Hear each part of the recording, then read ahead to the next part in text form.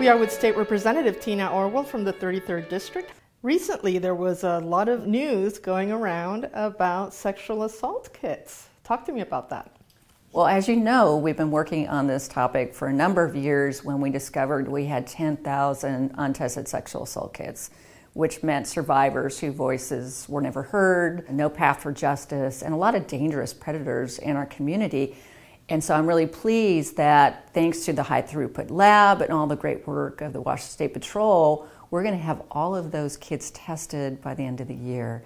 And again, we have identified over 20 serial offenders who have been prosecuted, and we hope to continue that work. But it kind of closes a dark chapter in our state's history, and we've set up systems in place so it will never happen again. And this also ties into legislation to protect victims and survivors.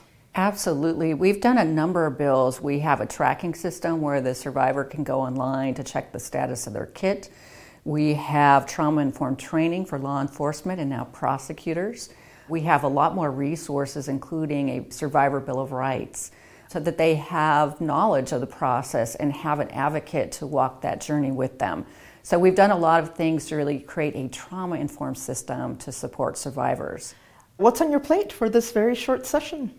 There's a couple things I want to mention. One is because we've learned so much of how to support survivors of sexual assault, we've realized at our college campuses we could be doing a lot more around prevention of sexual assault and supporting people with resources. So there will be a bill, and I'm working with a number of college students across our state, and they're very passionate on this topic.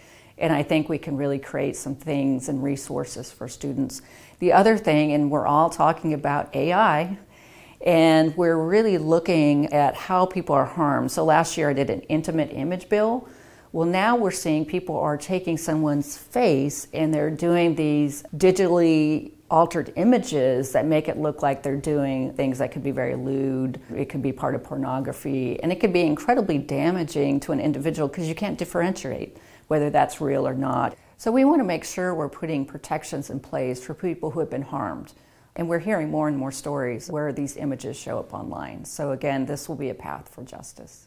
There's still this hybrid situation in place for hearings so people don't have to drive to Olympia, is that right?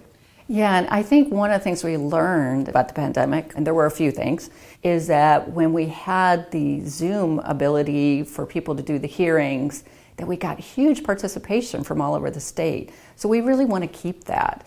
And so again, we'll be in Olympia for the hearings. Some people will come testify in person, but others, again, can join us via Zoom. So we want to encourage people to participate. And talking about participation and input, this video is going out with a survey to get people's opinions on what matters to them. Yeah, and that's so important because that's how I get my marching orders. Almost every bill I've introduced has been someone who's approached me, maybe they've been harmed or a system isn't working, and so it's really important for me to get feedback. So I'm very excited that we're sending out that survey.